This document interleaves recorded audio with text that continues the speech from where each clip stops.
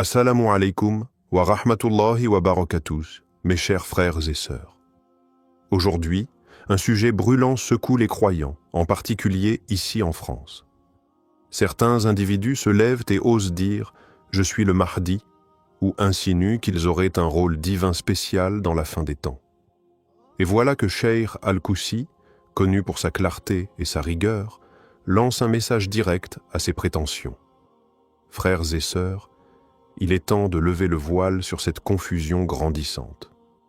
Qui est réellement le Mahdi? Que devons-nous comprendre des signes? Et surtout, pourquoi ces revendications peuvent devenir un piège spirituel immense? Dans cette vidéo, je vous apporte une parole ferme mais nécessaire, éclairée par les textes authentiques et renforcée par les sages paroles de nos savants.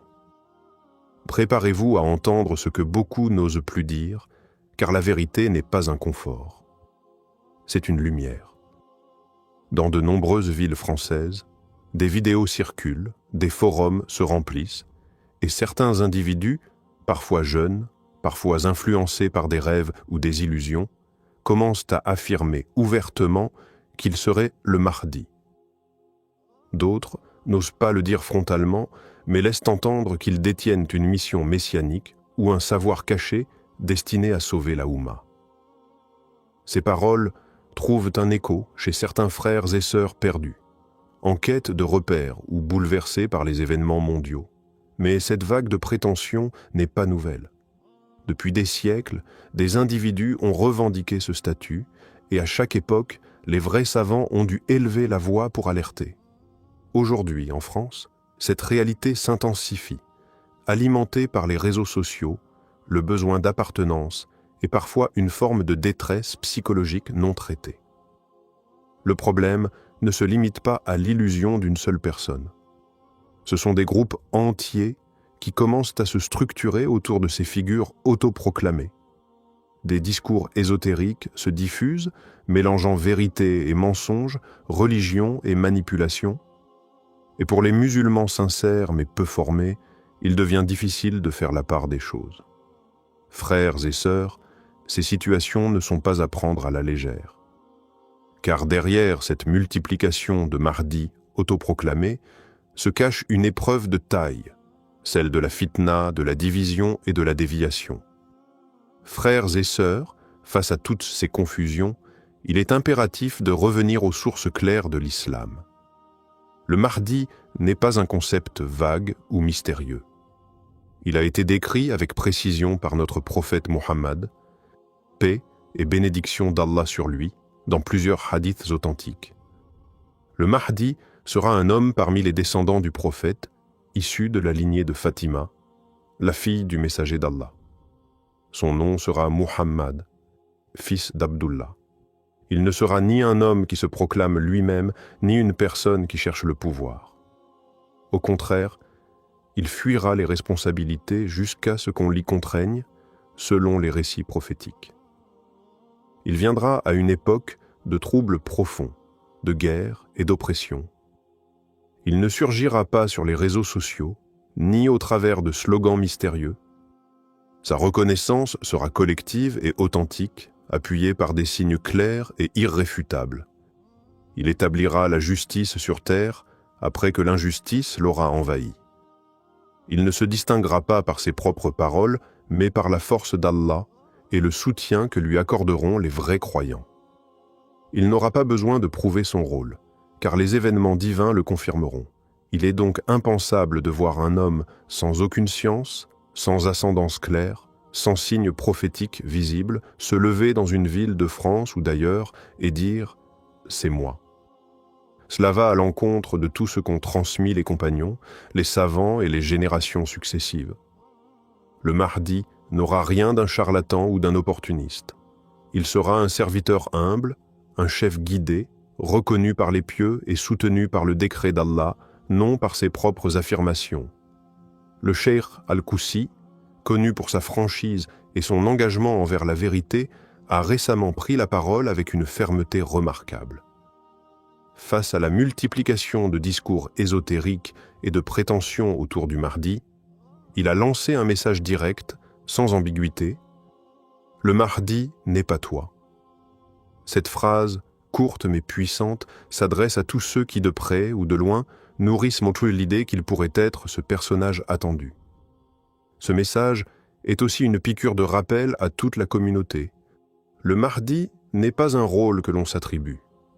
C'est un décret divin, une mission lourde confiée par Allah, et non un rêve de grandeur spirituelle ou une fuite des responsabilités humaines. Le cheikh a mis en garde contre ces prétentions dangereuses qui, sous des apparences de piété ou de révélation personnelle, conduisent à la division, à l'orgueil spirituel, voire à la perte totale. Il a rappelé que les signes de la fin des temps doivent être pris avec sérieux, prudence et humilité. Ce n'est pas un jeu d'interprétation personnelle, ni une compétition entre celui qui aurait reçu un rêve, une vision ou une intuition particulière. C'est un sujet grave, transmis par la prophétie, encadré par la science et réservé à l'invisible que seul Allah maîtrise. Dans ses paroles, Cheikh Al-Koussi s'adresse aussi aux jeunes musulmans de France, souvent pris entre un système oppressant et un besoin profond de sens. Il leur dit, en substance, ce n'est pas dans l'illusion d'être un sauveur que tu seras utile à ta communauté. C'est dans l'effort sincère, dans la droiture, dans l'adoration authentique et dans la patience. Si le Mahdi doit venir, il viendra selon le plan d'Allah et il n'aura pas besoin d'annoncer sa venue sur une vidéo ou de prouver quoi que ce soit à qui que ce soit. Enfin, le cheikh appelle à revenir à la science traditionnelle, aux savants enracinés, à la sagesse prophétique. Il nous dit « Méfiez-vous de ceux qui ne citent ni les sources claires, ni les savants reconnus. Car lorsqu'on délaisse la lumière de la science, on devient la proie de ses propres illusions. Et parfois, la pire illusion, c'est celle de se croire élu, alors qu'on n'est même pas guidé. Lorsqu'un individu prétend être le Mahdi, il ne crée pas simplement un malaise passager. Il déclenche une chaîne de conséquences spirituelles, sociales et mentales qui peuvent profondément affecter la communauté musulmane. Le premier danger est la confusion. Des frères et sœurs sincères, mais peu instruits, peuvent être trompés par des discours chargés d'émotions, des références manipulées ou des récits flous. Ils voient dans ces personnages une lumière, une solution ou même une mission, et ils s'engagent, pensant servir Allah, alors qu'ils sont en train de s'éloigner des bases mêmes de la foi authentique. Le deuxième danger est la division.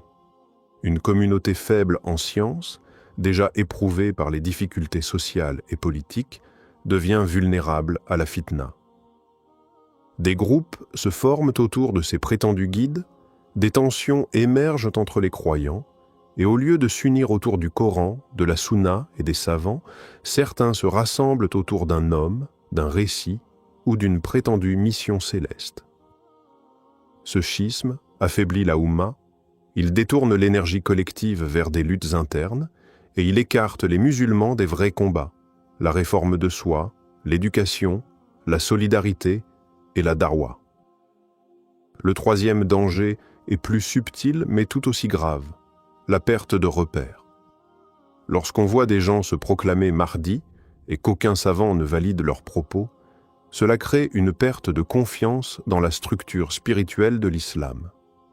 Certains jeunes en viennent à rejeter les institutions religieuses, à mépriser les savants, à croire qu'ils doivent eux-mêmes recevoir leur propre révélation. Cela mène à une forme d'anarchie spirituelle où chacun devient son propre prophète, son propre mufti, son propre sauveur. C'est exactement ce contre quoi le prophète nous a mis en garde. Des temps de confusion où le menteur sera cru et où le véridique sera accusé. Frères et sœurs, ne laissons pas les illusions d'un homme diviser ce qu'Allah a ordonné d'unir. Le vrai Mahdi ne semera jamais la fitna. Il sera unificateur, humble et guidé par la lumière divine, pas par l'ego. Face à ces prétentions et à la confusion qui règne autour du personnage du Mahdi, il est essentiel de savoir comment réagir, et cela passe par un retour à la base de notre foi. Le croyant doit se recentrer sur les enseignements clairs du Coran et de la Sunna. La première attitude à adopter est la prudence. Il ne faut jamais se laisser emporter par les apparences, par des discours séduisants ou des prétentions mystiques. Le Mahdi viendra lorsque les signes annoncés par le prophète se seront manifestés, mais il ne viendra pas en se proclamant à l'avance. Aucune révélation personnelle, aucun rêve, aucun charlatan ne peut changer ce que le prophète a déjà décrit. La deuxième attitude est l'engagement dans la recherche de la connaissance.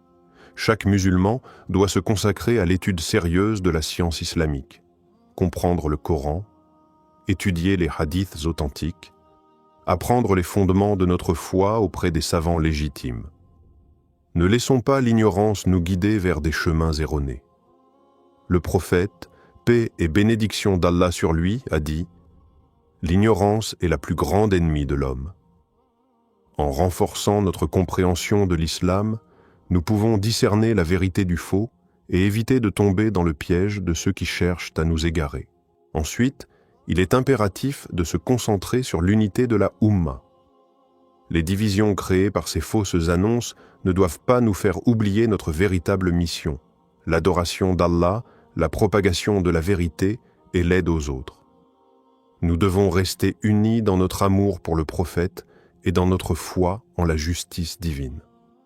Le Mahdi viendra dans un moment où les musulmans auront besoin de se rassembler, pas de se diviser davantage.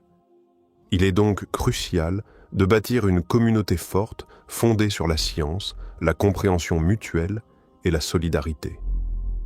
Enfin, soyons conscients que l'attente du Mahdi ne doit pas nous rendre passifs. Si certains se concentrent sur des fausses proclamations, le croyant averti ne doit pas se détourner de l'action. Nous devons continuer à œuvrer pour la justice, lutter contre l'injustice, renforcer notre foi et préparer nos cœurs à la venue de ce jour béni. Car même si le Mahdi doit apparaître, il nous appartient de préparer la voie pour sa venue par notre propre engagement spirituel et nos actions concrètes. Frères et sœurs, à travers tout ce que nous avons abordé aujourd'hui, il est clair que la question du Mahdi n'est pas à prendre à la légère. Comme l'a souligné Cheikh Al-Koussi, le Mahdi viendra, mais il n'est pas celui que certains prétendent être. Nous devons être vigilants face à ceux qui cherchent à semer la confusion et à tromper les musulmans en prétendant détenir la vérité sur la fin des temps. Mais il est aussi essentiel de se rappeler que la véritable préparation ne réside pas dans la spéculation ou l'illusion, mais dans une vie d'adoration sincère et de respect des enseignements authentiques de l'islam. Notre foi en Allah et notre patience sont des clés essentielles pour surmonter les épreuves qui précéderont l'apparition du Mahdi. Ces épreuves ne sont pas une raison de nous détourner de notre engagement spirituel, mais au contraire, un moyen de renforcer notre foi et notre résilience. Nous devons rester ancrés dans la vérité, chercher la science, prier avec dévotion et être prêts à accueillir la venue de notre bien-aimé Mahdi lorsque le moment sera venu selon le plan parfait d'Allah. Rappelons-nous également qu'Allah, dans sa sagesse infinie, connaît le meilleur moment pour faire apparaître le Mahdi. Ce n'est pas à nous de prédire, mais à nous de nous préparer. Préparer notre cœur, renforcer notre piété et purifier nos intentions, que nos actions quotidiennes reflètent les enseignements du prophète, que nous vivions dans la sincérité, l'humilité et la patience, et que nous ne nous laissions pas détourner par des illusions. Frères et sœurs, l'important n'est pas de chercher à savoir quand le Mahdi viendra, mais de savoir comment nous vivons en attendant ce jour. Préparons-nous en renforçant nos liens avec Allah, en étant des exemples de bonté et de justice, et en nous unissant dans la quête de la vérité. Le Mahdi sera un leader divinement guidé, mais il viendra pour unifier, non pour diviser. Soyons unis dans notre foi et notre espoir en la miséricorde d'Allah. Qu'Allah nous protège de l'égarement et nous accorde la sagesse et la patience pour naviguer dans les épreuves de ces temps. Qu'il nous guide vers la vérité, qu'il nous accorde de voir les signes clairement et de rester fermes dans notre foi. Assalamu alaykum wa rahmatullahi wa barakatuh.